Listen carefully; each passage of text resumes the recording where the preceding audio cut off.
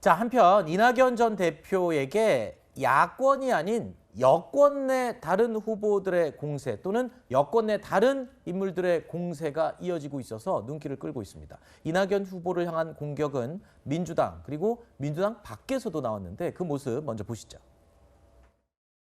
선거 기간이 되면 평상시에는 즉 합리적이고 이성적인 분들인데 하나같이 일정 정도 미칩니다. 시야가 좁아지고 마음이 급해지고 집착도 강해지고 판단력이 흐려지고 다른 사람이 돼요. 이낙연 후보가 스스로 똥볼을 찬 경우가 많아요. 그 네거티브를 하지 말았어야 되는 사람이죠. 자기 몸에 안 맞는 옷을 입고 날뛴 거거든요. 우린 민주정부 4기를 세우겠다는 거지 이재명 대통령 만들자는 얘기가 아니에요. 그럼 민주정부 4기 그룹 중에서 1등한 자를 세우려고 봤더니 그게 이재명이었던 거예요. 이낙연이 1등 했으면 이낙연을 미는 거죠. 여권에서는요, 지금 대장동 의혹으로 지금 이 주목을 받는 사람은 이재명 지사인데 지금 이낙연 전 대표를 여권 내에서는 굉장히 부정적으로 공격을 하고 있군요. 뭐 여권 내라고 하시니까 이제 저분들이 이렇게 얘기하는 건데 저분들의 의도는 이런 것 같아요. 네. 이낙연 이제 후보 측에서 아무래도 강하게 이제 대장동 의혹 관련해서 여러 가지 얘기들을 하고 있고 또 뭐 여러 가지 제보가 들어오고 있다, 의혹이 있다 이런 얘기를 이제 하고 계시잖아요. 사실 네. 이게 아직 확인이 안 된 내용을 그런 부분들이 전체 민주당 경선에 도움이 되겠느냐 하는 차원에서 얘기했다고 저는 봅니다. 뭐 개인적 의견이니까 제가 뭐 거기에 동의하고 안 하고는 중요한 문제가 아니라고 저는 보고요. 다만 이제 민주당 일각에서는 당내에서 이렇게 너무 이런 네거티브가 많아지면 실제 누가 되든 한 두 분 중에 한 분이 이제 후보가 될 텐데 그게 과연 도움이 되겠느냐 하는 차원에서 얘기를 하는 거예요. 그러니까 아마 민주당 내에 있는 분들 같은 경우는 본선을 이제 예상을 하고 이제 거의 이제 이번 주 말이나 뭐 결선까지 가도 다음 주에는 결정이 되는 거 아니겠습니까? 그런 상황에서 너무 치열하게 이런 부분들이 의혹이 자꾸 부풀려지면 네. 그게 어느 후보한테 도움이 안 되는 상황이다. 그걸 좀 자제해야 된다. 이런 의도로 얘기했다고 저는 봅니다. 네, 알겠습니다. 자, 더불어민주당 마지막 경선이 어제 시작됐습니다. 세 번째 경선 투표가 진행이 되고 있는데요. 현재 지역 경선과 2차 슈퍼위크 누적 투표 결과가 있는데요. 살펴보겠습니다. 이재명 후보가 54.9%의 누적 득표율로 34.33% 누적 득표율에 이낙연 후보를 앞서고 있는 상황입니다. 서울 지역 경선 상황 먼저 살펴보겠습니다.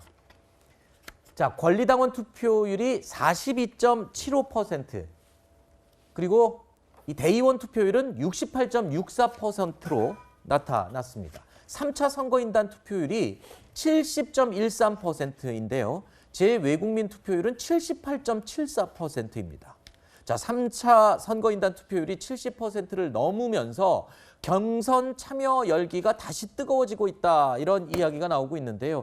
이재명 후보와 이낙연 후보 측은요, 서로 높은 투표율이 자신들에게 유리하다라는 주장을 각각 내놓고 있습니다.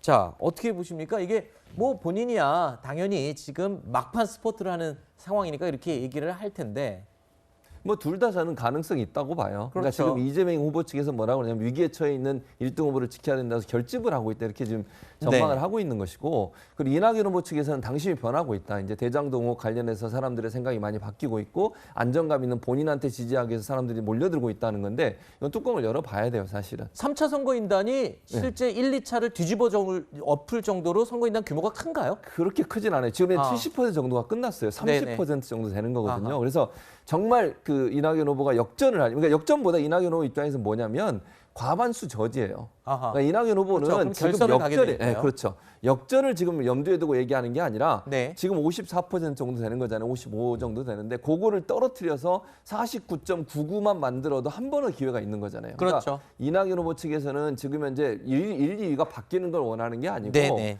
지금 현재 이재명 후보가 차지하고 있는 50% 이상을 저지를 해서 결선 투표 가는 게 그렇죠. 목표이기 때문에 그건 어느 정도 가능하죠. 지금 상황에서 보면. 네. 그러니까 이재명 후보 측에서 정말 얘기하는 것처럼 지금 현재 결집을 해가지고 1위 후보, 즉 본선에 나갈 승리가 가능한 후보들을 밀기 위해서 지지하는 것인지 아니면 네. 이낙연 후보 얘기처럼 대장동 의혹 때문에 일정 부분 이쪽으로 돌아서는 건지 그건 좀 지켜봐야 되는데 네. 아무튼 이번 주말이 아주 중요한 계기가 될 거라고 보여집니다. 네.